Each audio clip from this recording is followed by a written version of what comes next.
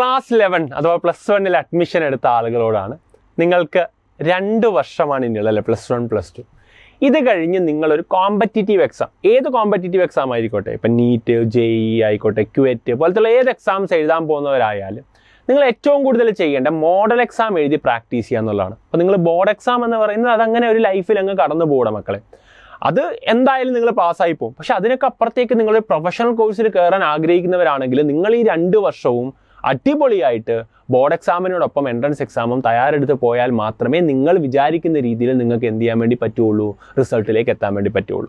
Board exam ഒക്കെ ചിലപ്പോൾ 2 മാസം പഠിച്ചാൽ നല്ല സ്കോറിലേക്ക് എത്താൻ പറ്റും. പക്ഷെ അങ്ങനെയല്ല എൻട്രൻസ് എക്സാം. 2 വർഷവും എല്ലാ മാസവും കൃത്യമായി ഒരു സ്ട്രക്ചേർഡ് ടൈം ടേബിളിൽ പോയി പഠിച്ചു പോയാൽ മാത്രമേ നിങ്ങൾക്ക് റിസൾട്ടിലേക്ക് എത്താൻ വേണ്ടി പറ്റുള്ളൂ.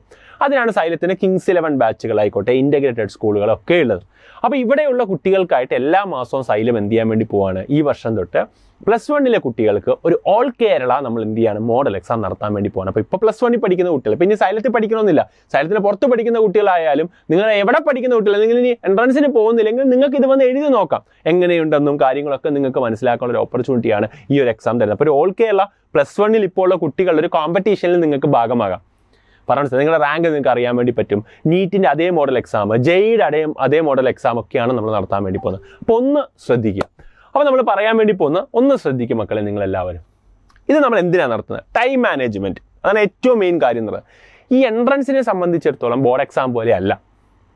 അവിടെ നിങ്ങൾക്ക് കൃത്യമായ ടൈം മാനേജ്മെൻറ്റ് അറിഞ്ഞിരിക്കണം. അതായത് ഒരു ചോദ്യത്തിന് 1 മിനിറ്റ് ആണെങ്കിൽ 1 മിനിറ്റ് താഴെ ആ ക്വസ്റ്റ്യൻ ചെയ്തിട്ട് അടുത്തൊരു ചോദ്യത്തിന് ആ മിനിറ്റ് അല്ലെ ആ സെക്കൻഡ് എത്രയാണോ നിങ്ങൾക്ക് എക്സ്ട്രാ വരുന്നത് അത് കൊടുക്കുന്ന ഒരു സ്ട്രാറ്റജിയൊക്കെ ബിൽഡ് ചെയ്യേണ്ടി വരും. അതായത് വളരെ വേഗം ചെയ്ത് ഇപ്പോൾ 2 മണിക്കൂറാണെങ്കിൽ 3 മണിക്കൂറാണെങ്കിൽ അല്ലെങ്കിൽ 200 മിനിറ്റ് ആണെങ്കിൽ ആ 200 മിനിറ്റ് കൊണ്ട് നിങ്ങൾക്ക് ആ കംപ്ലീറ്റ് ക്വസ്റ്റ്യൻസ് ഫിനിഷ് ചെയ്യേണ്ട ആ ഒരു പേസ് നിങ്ങൾക്ക് ഉണ്ടാക്കിയെടുക്കണം. അത് മാത്രമല്ല നിങ്ങൾക്ക് അതിൻ്റെ ആ ഒരു കൃത്യമായ സ്ട്രാറ്റജി നിങ്ങൾക്ക് എന്ത് ചെയ്യാൻ, ബിൽഡ് ചെയ്യാൻ വേണ്ടി ഈ എക്സാംസ് നിങ്ങളെ ഹെൽപ്പ് ചെയ്യും. മാത്രമല്ല ഒരു എൻട്രൻസ് എക്സാമിൻ്റെ ഒരു അറ്റ്മോസ്ഫിയർ നിങ്ങൾക്ക് നിങ്ങളല്ലാത്തൊരു സ്ഥലത്ത്, നിങ്ങളുടെ സ്കൂൾ അല്ലാത്തൊരു സ്ഥലത്ത് പോയിട്ട് നിങ്ങളുടെ എക്സാം സെൻറ്ററിൽ വന്ന് ഒരു ഓഫ്ലൈൻ എക്സാം എഴുതുന്ന ഒരു അറ്റ്മോസ്ഫിയർ കാര്യങ്ങളൊക്കെ നിങ്ങൾക്ക് ബിൽഡ് ചെയ്യാൻ വേണ്ടിയും ഇവിടെ പറ്റും. ഓക്കെ, അപ്പോൾ അതാണ് ടൈം മാനേജ്മെൻറ്റ്, ആ ഒരു അറ്റ്മോസ്ഫിയർ ബിൽഡ് ചെയ്യുക, ആ ഒരു കോൺഫിഡൻസ് ബിൽഡ് ചെയ്യുക, ഇതൊക്കെയാണ് നമ്മളിതിൽ ചെയ്യാൻ വേണ്ടി പോകുന്നത്. അപ്പോൾ കേരളത്തിൽ തന്നെ ആദ്യമാണെന്ന് തോന്നുന്നു +1 കുട്ടികൾക്കായിട്ടൊരു നീറ്റ് എക്സാമിനേഷൻ്റെ മോഡൽ എക്സാം 2 കൊല്ലം മുമ്പേ നമ്മൾ നടത്താൻ വേണ്ടി പോകുന്നത്.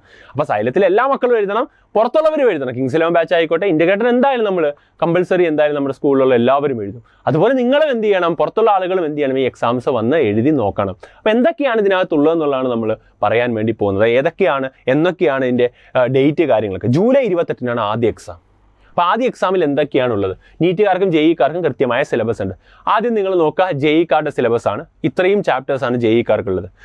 ഫിസിക്സിലെ ആദ്യ 2 പാഠം, കെമിസ്ട്രിയിലെ ആദ്യ 2 പാഠം, മാത്സിലെയും ആദ്യ 2 പാഠം, ഇത്രയേ ഉള്ളൂ. അപ്പോൾ ഇത് കറക്റ്റ് JEE മോഡൽ തന്നെ. JEE മോഡൽ എത്ര ക്വസ്റ്റ്യൻസ് ഉണ്ടാകുക? 75 ചോദ്യമാണ് നിങ്ങൾ അറ്റൻഡ് ചെയ്യേണ്ടത്. കമ്പൽസറി ആയിട്ട് അറ്റൻഡ് ചെയ്യേണ്ട 75 ചോദ്യമാണുള്ളത്. ആ 75 ചോദ്യത്തിനും 4 മാർക്ക് വെച്ചിട്ട് നിങ്ങൾക്ക് എത്ര മാർക്ക് കിട്ടും? 300 മാർക്കിനായിരിക്കും നിങ്ങൾക്ക് എക്സാം വരിക. അപ്പം നിങ്ങൾ ഇതിനകത്ത് നോക്കി ഫിസിക്സിൽ നോക്കിക്കഴിഞ്ഞാൽ 20 ചോദ്യം സെക്ഷൻ എയിൽ ഉണ്ടാകും. സെക്ഷൻ ബിയിൽ 10 ചോദ്യം, അതിൽ 5 എണ്ണം എഴുതണം. 20 ചോദ്യം ഇവിടെ +10/5, 10ൽ 5 എണ്ണം. 20 ചോദ്യം ഇവിടെ +10/5 എണ്ണം.